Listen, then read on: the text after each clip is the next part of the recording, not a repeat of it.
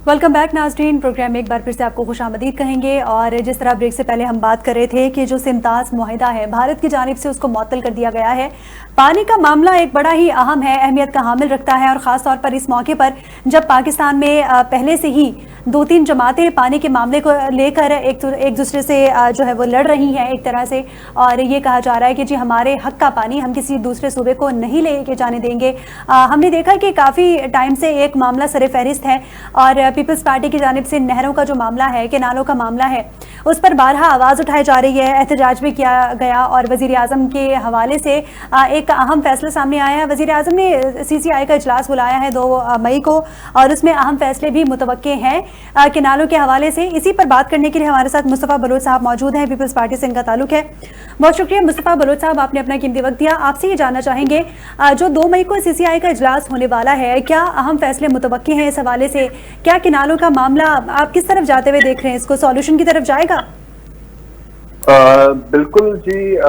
Solution की तरफ जाएगा क्योंकि हम उम्मीद करते हैं और हमने वफाकी हुकूमत से, प्राइम मिनिस्टर साहब से, हमारे चेयरमैन पाकिस्तान पीपल्स पार्टी बिलावल भुट्टो जरदारी ने ये डिस्कस किया और उनके जो एक कांस्टेंट जिद्दोजहद थी, एक सियासी जिद्दोजहद थी, एक कॉन्स्टिट्यूशनल जिद्दोजहद थी, जिसके नतीजे में यहाँ पे बात गई और उन्होंने वफाकी हुकूमत ने इसको एक्नॉलेज किया कि एक इशू है जिसको हम सॉर्ट आउट हमें करना चाहिए। तो उसी की वजह से फिर CCI की मीटिंग को फिर कॉल किया गया, जो कि काफी एक देर से जो है वो लोग इंतजार कर रहे थे कि कब अनाउंस होगी। ऑब्वियसली वही एक फोरम है जहाँ पे फैसला हो सकता है जी। तो अब उम्मीद हमें बिल्कुल है, हमारा केस स्ट्रॉन्ग है और सिंध का केस मजबूत है और हम अपना जो फैक्ट्स पे और जो लॉजिक्स पे जो हमारे केस रखेंगे तो इंशाल्लाह जरूर जो है वो फैसला सिंध के अवाम के हक में आएगा। ठीक है, लेकिन जस्ट इन केस अगर CCI के हवाले से ये फैसला सामने आता है कि वो मंजूरी दे देती है केनालों के हवाले से, तो उस सूरत में पीपल्स पार्टी का स्टांस क्या होगा? क्योंकि पीपल्स पार्टी इस वक्त पुरुमीद दिखाई देती है और कहीं ना कहीं आप लोगों ने अपना केस भी बहुत ग्राउंड लेवल पर तैयार कर लिया होगा, लेकिन अगर मंजूरी दे दी जाती है तो उस सूरत में क्या करेंगे? देखें, आप बात कर रही हैं एक वर्स्ट केस सिनेरियो की। बिल्कुल हम उसके लिए भी तैयार हैं और हम तब भी पूरी कोशिश करेंगे और अव्वल तो हमें उम्मीद है कि ऐसा होगा नहीं। जो हमारी प्ली है, जो हमने रखा है आगे, केस रखा है आगे वफाकी हुकूमत के सामने और इंशाल्लाह CCI में भी रखेंगे, तो उसमें हमें उम्मीद है, बहुत उम्मीद है। मैं कुछ एग्जैक्ट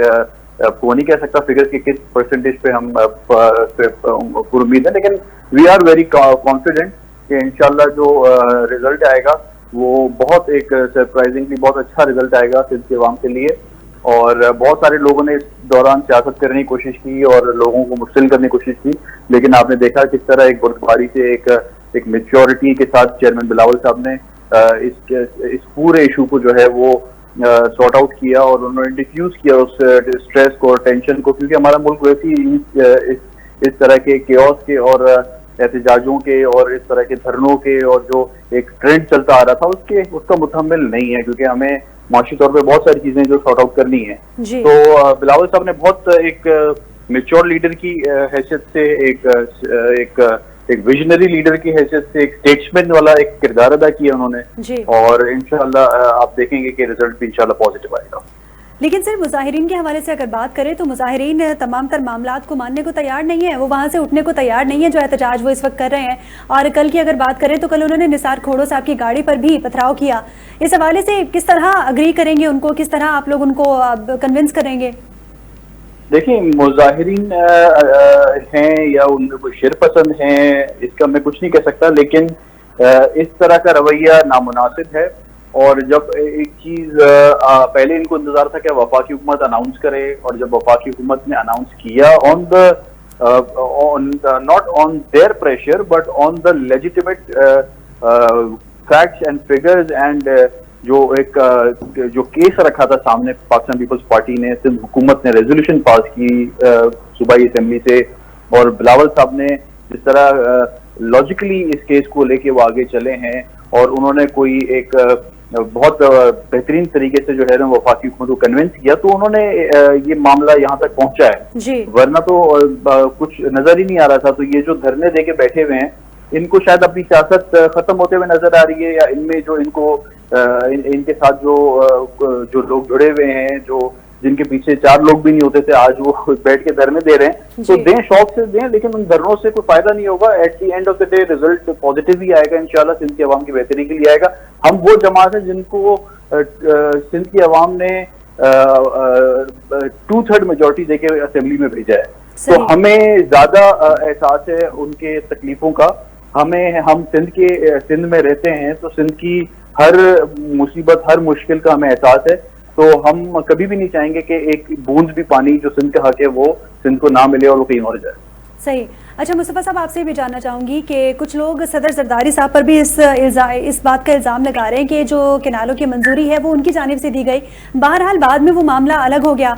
वो कैंसिल हो गया, एक तरह से डिले कह लें, तो क्या ये सच है कि सदर जरदारी ने इस बात की मंजूरी दी थी? देखिए, ये बात यही है ना कि लैक ऑफ नॉलेज लोगों में और लैक ऑफ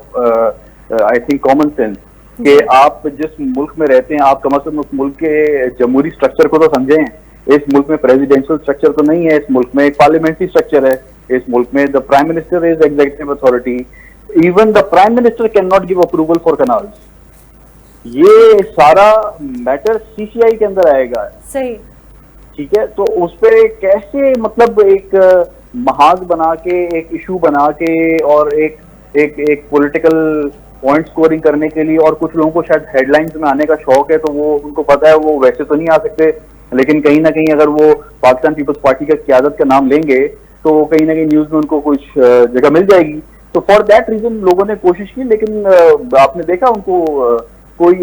खातिर खा उनको नतीजा नहीं मिल सका, क्योंकि पब्लिक जानती है, यहाँ की हमारी पाकिस्तान की आवाम जी शऊर अवाम है, सियासी सोच रखती है, उनको पता है, अखबार पढ़ते हैं, उनको सारे कानून का पता है, स्ट्रक्चर का पता है कि प्रेसिडेंट के पास अथॉरिटी ही नहीं है साइन करने की, कैसे कैनाल के हवाले से, तो कैसे आप इतनी बड़ी बात करके ये बस पीपल्स पार्टी के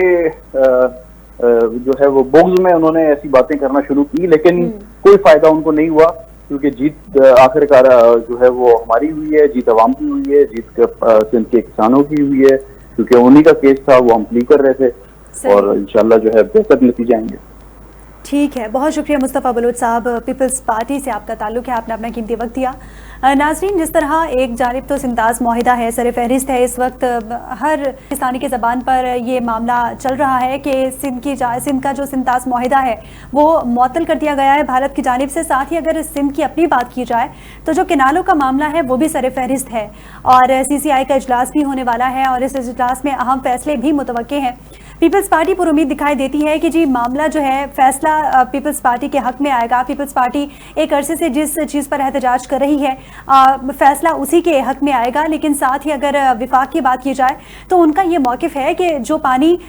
एक्स्ट्रा है वो विफाक लेना चाहती है, ताकि वो जितनी भी पंजाब की ज़मीनें हैं या पंजाब की जितनी भी एग्रीकल्चर है उसकी ग्रोथ मुमकिन हो सके। तो नाज़रीन, 2 मई को CCI का जो इजलास है उसमें अहम फैसले मुतवक्के हैं। देखना ये होगा कि क्या CCI के इजलास में पीपल्स पार्टी की हिमायत की जाती है या विफाक को जो है वो सही करार देकर विफाक के हक में फैसला आता है। इसी के साथ ही प्रोग्राम का वक्त अपने इख्तिताम को पहुंचा। मुझे और मेरी पूरी टीम को इजाज़त दीजिए। अल्लाह हाफिज़।